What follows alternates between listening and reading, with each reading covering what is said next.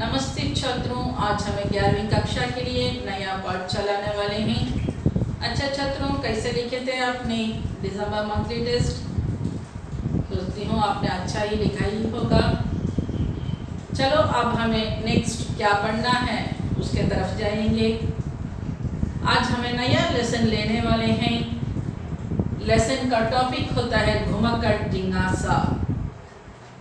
घुमक्कड़ क्या पता है आपको? इससे घुमक्कड़ ट्रैवलिंग, हमेशा ट्रैवल करने का पता है हमें। कबीरदास को भी घुमक्कड़ कवि कहते थे। हाँ, घूमना, हमेशा घूमते रहना, उसका जिज्ञासा होना है, उसका अभिलाषा। घुमक्कड़ जिज्ञासा, अभिलाषा, घूमने का अभिलाषा होना है, यात्रा करने का। यात्रा करने से क्या फायदा होता है इसके बारे में आतर कहे हैं। आतर का नाम होता है महापंडित राहुल सांकृत्यायन। आतर का नाम क्या है? महापंडित राहुल सांकृत्यायन। इन्होंने अपनी ये रचना है घुमक्कड़ शास्त्र। घुमक्कड़ शास्त्र में इन्होंने घुमक्कड़ के बारे में बहुत सारा विवेचन किया है। जो पाठ आज हमें लेने वाले हैं वो भी उसमें का एक भाग ही होता है। घुमक्कड़ से क्या क्या फायदा है उसके बारे में आतर ने इसमें अच्छे से कहे हैं। पहले हमें लेखक के बारे में देखेंगे। लेखक का नाम क्या है? महापंडित राहुल सांकृत्यायन। महापंडित राहुल सांकृत्यायन, उनका बचपन का नाम था केदारनाथ। परिव्राजक बनने के बाद उनका नाम था राम उदारदास। उसके बाद में उन्होंने संस्कृत अध्ययन किया था। इसके लिए इन्होंने आए थे तमिलनाडु को। तमिलनाडु में काशी और तिरुमल्लिसई आदि स्थानों में जाकर इन्होंने संस्कृत का अच्छे से ग्रहण किया था और अध्ययन किया था।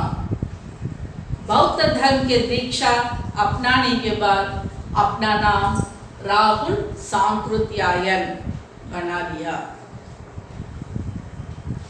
इन्होंने क्या करते हैं? महापंडित राहुल सांकृत्यायन विश्वविख्यात विद्वान और लेखक थे। घुमक्कड़ दौरान में भी उनकी लेखनी अविराम गति से चलती रही थी। ढेरों पुस्तकों उनकी प्रकाशित हो चुकी है। यात्रा, कहानी, उपन्यास से लेकर दर्शन, विज्ञान, राजनीतिक तक प्राय हर विषय पर उन्होंने अपनी लेखनी चलाई थी। संसार के अधिकांश हिस्सों में यात्रा कर चुके थे। उनका क्या किताब था हमें बोले थे पहले, याद में है छात्रों? घुमक्कड़ी शास्त्र। घुमक्कड़ करने का क्या शास्त्र होता है उन्होंने अच्छा सा विवेचन किया है। जो पाठ आज हमें पढ़ने वाले हैं वो भी उसमें का एक भाग होता है। अच्छा छात्रों, घुमक्कड़ क्या है आपको पता है? आप किए हो क्या? कोई यात्रा करे हो क्या? यात्रा करने से हमारा मन क्या होता है? जो साल भर हमें काम करते हैं तो इतना बोझ होता है दिल में, माइंड रिलैक्स नहीं होता है। जो हमें नौकरी करते हैं वहीं पर होने वाला और घर में होने वाला प्रॉब्लम्स, जो वेटेज अधिक हो जाता है, बहुत प्रॉब्लमेटिक होता है, तब मन प्रसन्न नहीं होता है। इसलिए मन बहलाने के लिए क्या करना पड़ता है? बाहर कहीं पर जाना पड़ता है। जब भी हमें जाते हैं कहीं घूमने के लिए तो हमारा जो बोझ होता है, जो वर्क होता है, हमें उसे हमारा साथ नहीं ले जाते हैं। इससे हमें जो फैमिली मेम्बर्स होते हैं उससे अच्छे से टाइम स्पेंड करते हैं और हमारा मन भी प्रसन्न हो जाता है। क्या है इसका बेसिक? जो कुछ हमें पढ़ते हैं किसी के बारे में, तो सिर्फ हमें वो लिखने से, वो लेटर्स और सेंटेंसेस, उसे ही हमें नहीं रहना चाहिए। जो भी हमें पढ़ते हैं तो उसे देखने के लिए मन तड़पना चाहिए। इसलिए ही आतर ने कहे हैं कि श्राविक अनुभव से प्रत्यक्ष अनुभव उचित है। श्राविक अनुभव से प्रत्यक्ष अनुभव उचित है। श्राविक क्या है? कान को कहते हैं। श्राविक अनुभवों से, जो हमें बात सुनने से भी, जो कुछ हमें किसी के बारे में, कोई सीनियर्स के बारे में सुनने से भी कौन सा अनुभव उचित होता है? प्रत्यक्ष। प्रत्यक्ष का मतलब आंखों से देखने का। जब भी हमें कहते हैं हिमालय हिमगिरी होता है। हिमगिरी क्या है? हिम का मतलब क्या है? स्नो। सिर्फ हमें मैप में देखे होंगे और हमें बुक्स में देखे ही होंगे तो कैसा होता है? सफेद रंग का। कोई पिक्चर्स में भी देखते हैं, है ना? तो इसमें हिमगिरी कैसा होता है? तो हिम से ढका हुआ। हिमालय सफेद होता है। जब हमें ये सारे सीनरीज जो बोलने को सुनते हैं, उसे हमें एक बार जाकर उसे देखने का अनुभव करने से जब क्या हो जाता है, जो कुछ पढ़ने से भी हमें वो देखने से वो दिल में बैठ जाता है। स्कूल में भी जो ले जाते थे टूर के लिए तो अब मना है। जब किसके लिए? जब बच्चों को मन बहलाने के लिए ही ले जाते हैं और कोई हिस्टोरिकल प्लेस ले जाते हैं और वहीं पर वो जाकर तो सीधे तौर से उनका एक्सप्लेनेशन देते हैं। इसी के लिए स्कूल में भी एक्सकर्शन ले जाते थे। तब इसका मतलब क्या है? जो जितने बार हमें वो किंग्स के बारे में कहते हैं या उनका जो रेन के बारे में कहते हैं, तो उसके अलावा हमें जाकर तो उसी स्थान पर हमें देखने से क्या होता है, जो हमें उस किसका अनुभव बड़ा होता है? प्रत्यक्ष आंखों से अनुभव करना का बड़ी अच्छी होती है। जो सीनरीज हमें कानों के अनुभव से ही देखने का अनुभव बहुत बहुत अच्छा होता है। कोई एक फ्लावर बोलते हैं कई फूल को, तो हमें कहते हैं तो इतना स्मेल होता है, ये रंग का होता है, इतना सॉफ्ट होता है, तो हर एक पौधे में लाल रंग का फूल इतना सुंदर होता है।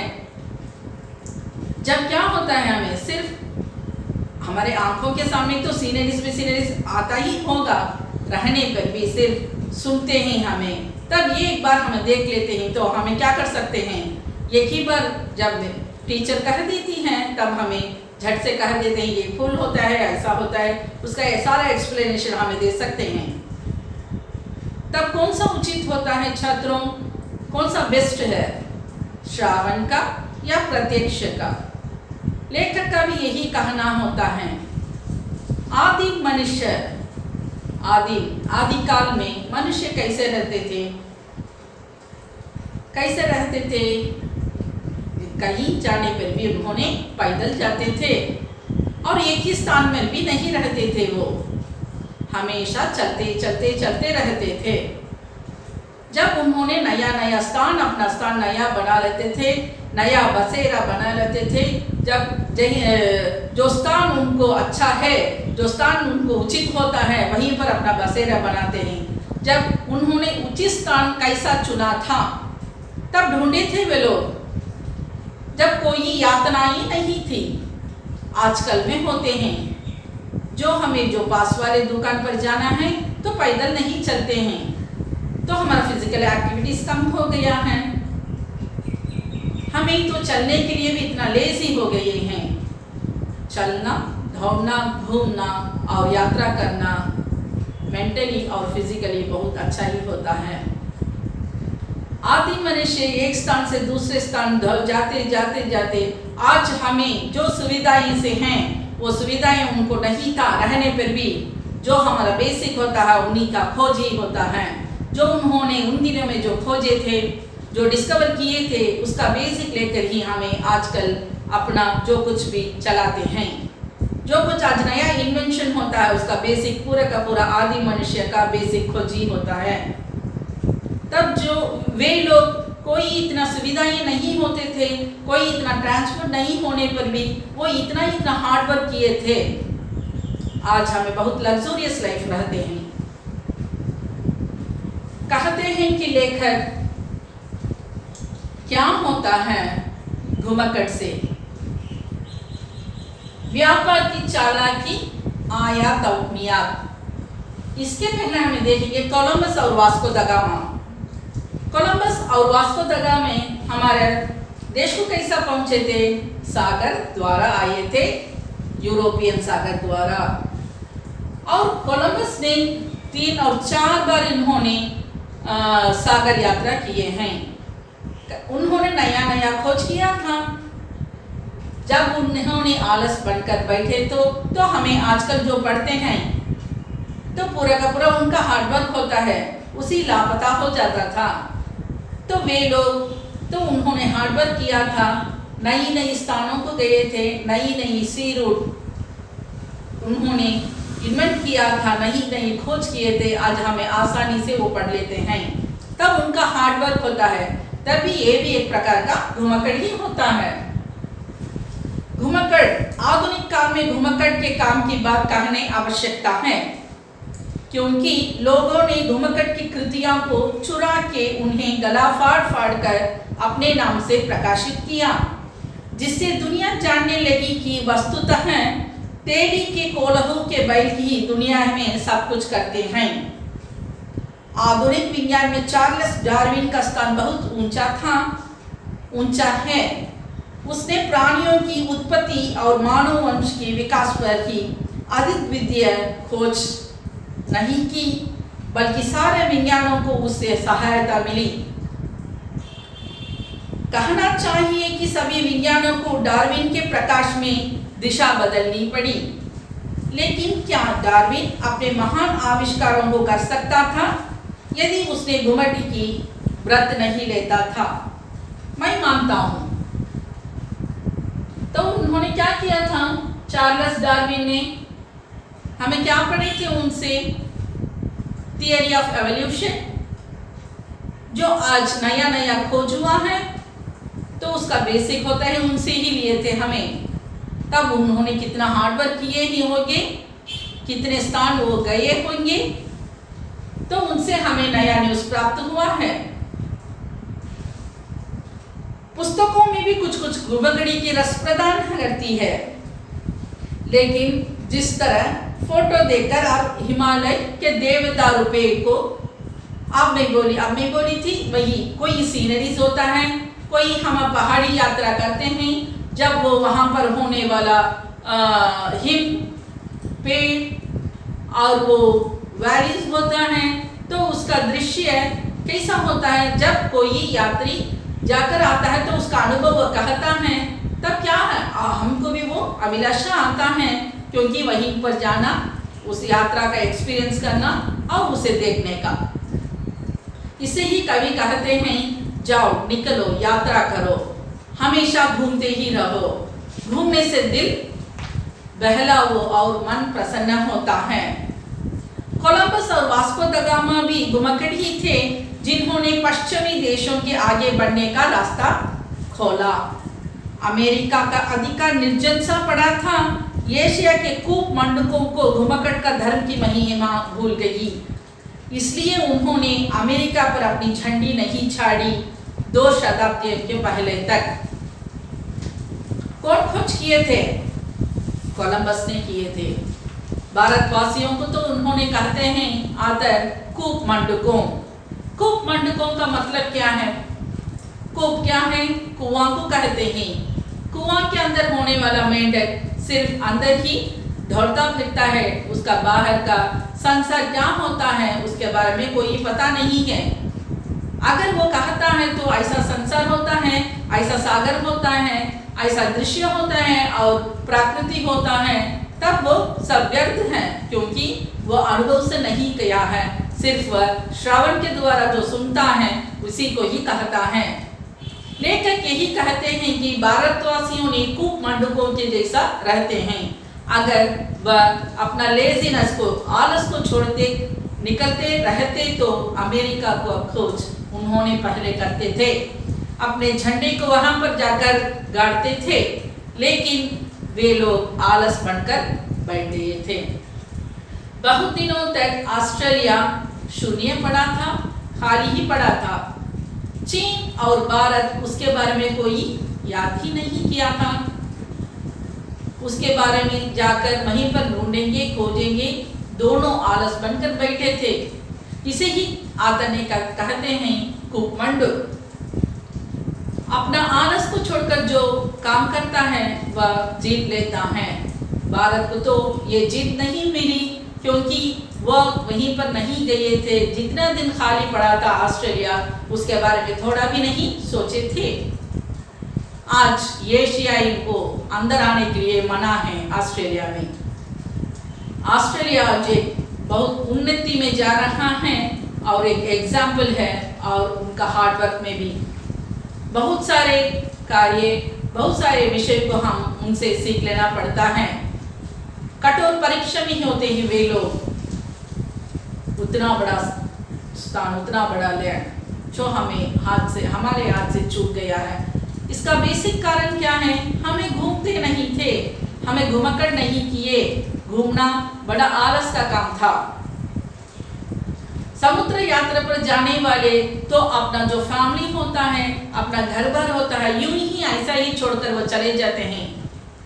आजकल के जैसा सुविधाएं ना होता था उन दिनों में, तब कैसे कितने कब जाते थे और कब वापस आते थे सालों तक। तो सब कुछ यहीं पर छोड़कर वो जाते हैं व्यापार के लिए जाते हैं और कुछ कमा कर आते हैं अपना फैमिली के लिए। जो जाने वाले सही सलामत से वापस आने के लिए, जो वो उनके घर के पुरुष लोग होते हैं, वे लोग सही सलामत से वापस आने के लिए तो वहीं पर होने वाले स्त्रियां आकाशदीप चढ़ा कर रखते हैं। आकाशदीप तो उन्हीं के याद में आकाशदीप चढ़ाना और भगवान से ये प्रार्थना करना, तो हमारे पुरुष लोगों को सही सलामत से वापस करना। हमेशा दिन भर वो भगवान से यही प्रार्थना करते थे। जब पुरुष लोग ऐसा ही बैठ जाते तो आलस से, जब उनका फैमिली कैसा चलता था। जो आज हमें घर बैठे जो सब कुछ ऑर्डर कर देते ही, उन दिनों में वैसा था क्या? नहीं, सब वर्क हमें ही करना पड़ता है। जो कुछ होना है वो खोजना पड़ता है। आलस को छोड़कर बाहर निकलो, सब कुछ अच्छा ही प्राप्त होगा। और इसके अलावा हमें देखेंगे तो धर्म के अनुसार, धर्म में देखेंगे धर्माचार्य बुद्ध, वे तो हमेशा घूमते रहते थे, वे भी घुमक्कड़ थे। उनका ये कहना है अपने शिष्यों को, चरत भिखम्बिचारिक। क्या है? चरत भिखम्बिचारिक। अपने शिष्यों को कहते हैं कि हमेशा घूमते रहो, एक ही स्थान पर नहीं बैठना। जैन मुनियों ने एक ही स्थान पर नहीं बैठते हैं, हमेशा वह घूमते ही रहते हैं। और जैन धर्म में भी यही है। श्रावण महावीर, उनका कहना भी यही था। वे भी घुमक्कड़ थे। वे कहते हैं कि अपने शिष्यों को हमेशा घूमते रहो, एक ही स्थान पर रहकर सब कुछ अपनाना व्यर्थ है। हमेशा घूमना, लोगों से सब कुछ कहना, दिल बहलाना, यही अच्छा उद्देश्य होता है मानव समुदाय को। उनका भी यही कहना है, करतभिलाष तरतलवास।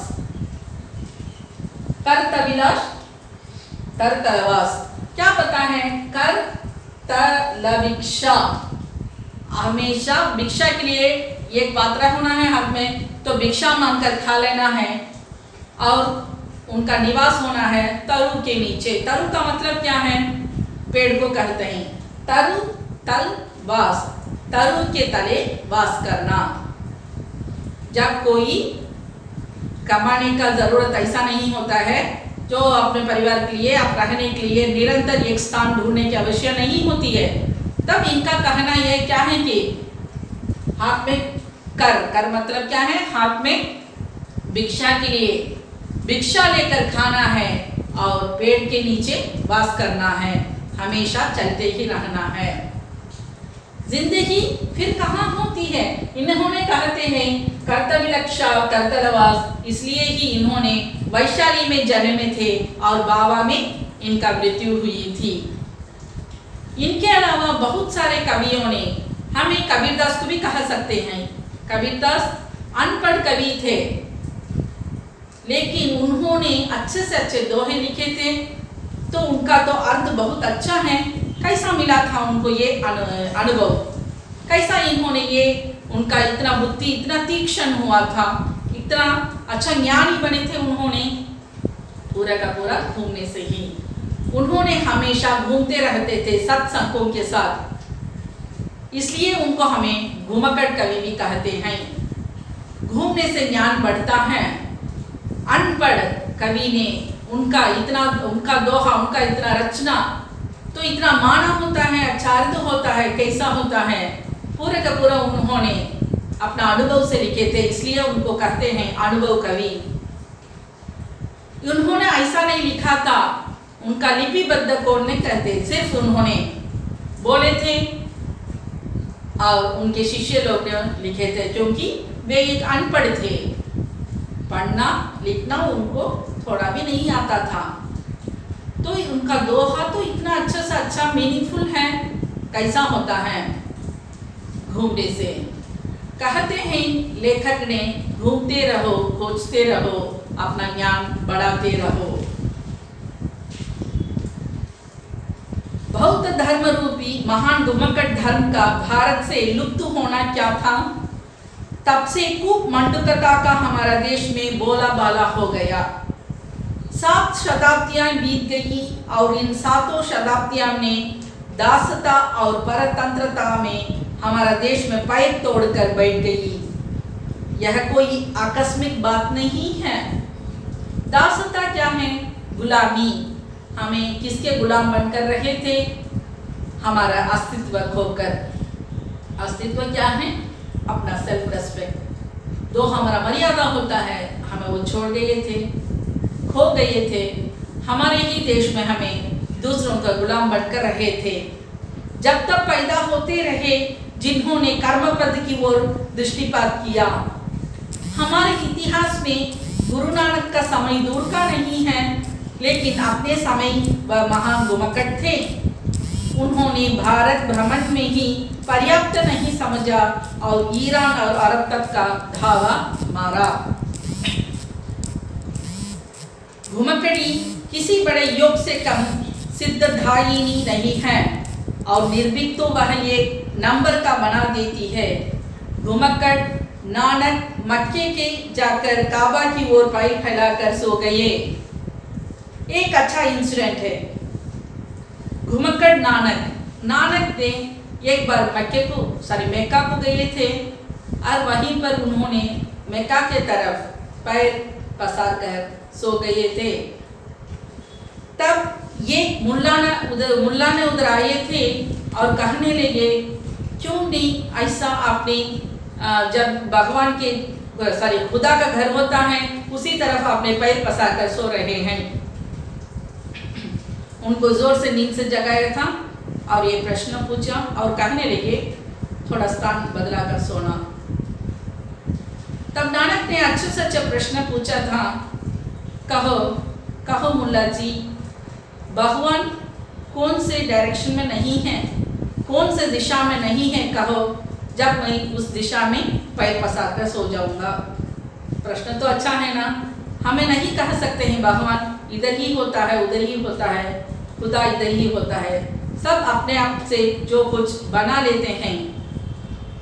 खुदा कहाँ है? पूरे स्थान पर व्याप्त हुआ है, सारे संसार में व्याप्त हुआ है। अच्छा ही अच्छा एक प्रश्न है ये चमत्कार आज के सर्वशक्तिमान किंतु कोठरी में बंद महात्माओं में भी कोई ऐसा जो नानक की तरह हिम्मत और चमत्कार। कोई ऐसा प्रश्न नहीं पूछते थे, लेकिन चमत्कार किया नानक ने। दूर शताब्दी की बात छोड़िए, अभी शताब्दी की बीत है। बीती इस देश में स्वामी दयानंद को विदा हुए। स्वामी दयानंद को ऋषि दयानंद किसने बनाया? इसी घुमक्कड़ धर्म ने। उन्होंने भारत के अधिकांश भागों का भ्रमण किया, पुस्तक लिखते, शास्त्रार्थ करते व बराबर भ्रमण करते रहे।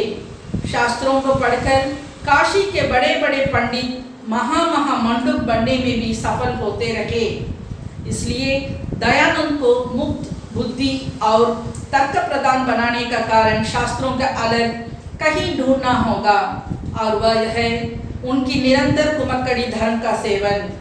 उन्होंने समुद्र यात्रा करने, द्वीपांतरों में जाने में विरुद्ध जितनी दो दी दलीलें दी जाती, सबको चित्ती चित्ती उड़ा दिया और बतलाया कि मनुष्य स्थावर वृक्ष नहीं है, वह जंगम प्राणी है। स्थावर मतलब क्या है? स्थिर, एक ही स्थान पर रहने का। हमें वैसे ही है ना, हमारा लाइफ ऐसा ही होता है, एक ही स्थान, एक ही निवास, एक ही एड्रेस। लेकिन दयानंद जी ने इतना टीच किया तो हमें एक ही स्थान पर रहना मनुष्य नहीं है। हमें ऐसे एक पेड़ नहीं होते हैं, पौधे नहीं होते हैं, एक ही स्थावर पर रहने का हमें तो जंगम है। हमें घूमते ही रहना, चलना मनुष्य का धर्म है, जिससे इसे छोड़ा हुआ मनुष्य का अधिकार नहीं है। व्यक्ति के लिए घुमक्कड़ी से बढ़कर कोई नकद धर्म नहीं है। जाति का भविष्य घुमक्कड़ों का पर निर्भर करता है। इसलिए मैं कहूँगा कि हर एक तरुण और तरुणी को घुमक्कड़ व्रत ग्रहण चाहिए। तरुण और तरुणी, यहाँ पर स्त्रियों को भी घुमक्कड़ करने के लिए कहते हैं कवि आतर ने, लेकिन जितना रूल्स पुरुष फॉलो करते हैं उतना रूल्स स्त्री को फॉलो करने का कोई आवश्यक नहीं है, क्योंकि पुरुष को इतना प्रोटेक्ट नहीं होते हैं। उनके रक्षा के लिए उनको इतना रूल्स दिया जाता है और बहुत घुमक्कड़ी उनको मना किया जाता है, सब धर्म में भी। यदि माता पिता विरोध करते तो समझाने के लिए चाहिए कि वह प्रहलाद के माता पिता के नवीन संस्करण हैं। यदि हित बांधव बाधा उपस्थित करते हैं तो समझना चाहिए कि वह दिव्यांग है। यदि धर्माचार्य कुछ उल्टा सीधा तर्क देते हैं तो समझ लेना चाहिए कि इन्हीं ढोंगों और ढोंगियों संसार को कभी सरल और सच्चे पथ पर चला नहीं दिया। यदि राज्य और राजस्वी नेता अपनी खान रुकावटी डालते हैं तो हजारों बार की तजुर्बा की हुई बातें महानदी के वेग की तरह घुमक्कड़ी की गति को रोकने वाले दुनिया में कोई पैदा नहीं हुआ है। बड़े बड़े कठोर पहने वाली राज्य सीमाओं की घुमक्कड़ ने आंखों में धूल झोंक कर पार कर दिया। मैंने स्वयं ऐसा 100 अधिक बार कहूँगा और किया है। पहली तिब्बत यात्रा में अंग्रेजों, नेपाल राज्य और तिब्बत के सीमा रक्षकों की आंखों में धूल झोंककर मुझे जाना पड़ा था। लेकिन क्या कहते हैं आपको समझ में आता है कि छात्रों हमेशा घूमते रहो और जो सीनरीज है तो अच्छे से अच्छे अपने आंखों से अनुभव करो। जो उससे ही हमें ऐसा अनुभव करने से ही हमारा बुद्धि भी तेज हो जाता है। उनका कहना क्या है, कानों से सुनने से भी आंखों से सुनना ही आंखों से देखना ही उचित है। समझ में आता है। तो उन्होंने ये दोहा भी दिया है, सैर कर दुनिया की गाफिल जिंदगी फिर कहाँ, जिंदगी घर कुछ रही तो नौजवानी फिर कहाँ। सैर कर दुनिया की गाफिल, दुनिया का गाफिल, ये सारा दुनिया का एक ही स्तर पर होने वाला, एक ही आकाश के नीचे होने वाला ये सारी संसार को हमें सैर करना है। सैर का मतलब क्या है? यात्रा करना है। जिंदगी फिर कहाँ, हमारी जिंदगी में क्या छूट जलाता है, जिंदगी में हमें क्या खो जाते हैं। जिंदगी घर कुछ रही तो जिंदगी अभी बाकी है तो नौजवान फिर कहाँ। अपनी जवानी में ही आप क्या कर सकते हैं, दौड़ते हैं, फिरते हैं, घूमते हैं। इसलिए जवान लोग घूमते रहो और नया नया खोज करते रहो। स्वामी विवेकानंद जी भी यही कहते थे, जवानी। इसलिए हर एक कार्य के लिए भी उन्होंने नौजवानों को ही बुलाते थे। उनका ये विचार था कि उनको ही अधिक शक्ति होता है, अधिक बल होता है, शील बुद्धि के होते हैं जो अपने पैर पर खड़े सकते हैं। जब दिल में बल होता है तो शरीर में बल नहीं होता है अपनी जवानी चले जाने पर। इसलिए उनका भी ये सोच था, ये कहना था और यही विचार था। देश के हित के लिए नौजवानों को उन्होंने बुलाते थे। नौजवानों की क्यों बुलाते हैं, मतलब उनका बल, शक्ति और बुद्धि के लिए। जवान लोग अपने आप से घर में बैठकर अपना समय को नहीं वेस्ट करना है। आजकल खेलने के लिए भी छात्रों आप बाहर नहीं जाते हैं तो हमेशा हाथ में सेलफोन होता है, वीडियो गेम होते हैं। उसी से एक कोठरी में बंधे हुए, एक ही कमरे में बंधे होकर बेड में बैठकर ही अपने खेलते हैं। तो इसलिए आपने मेंटल और फिजिकली दोनों को भी एब्सेंट में है, तो नहीं बुद्धि भी क्षीण होती है या नहीं शरीर विश्वास कम होता है। एक ही स्थान पर बैठने से माइंड डाइवर्ट नहीं होता और क्या नहीं होता, तो हमारा शरीर अस्वस्थ हो जाता है, मोटापन हो जाता है, सब कुछ। इसलिए छात्रों हमेशा घूमते रहो, जैसा कहते हैं लेखक ने उसी तरह अपना लाइफ को अच्छे से अच्छे अनुभव करके एंजॉय करो। धन्यवाद।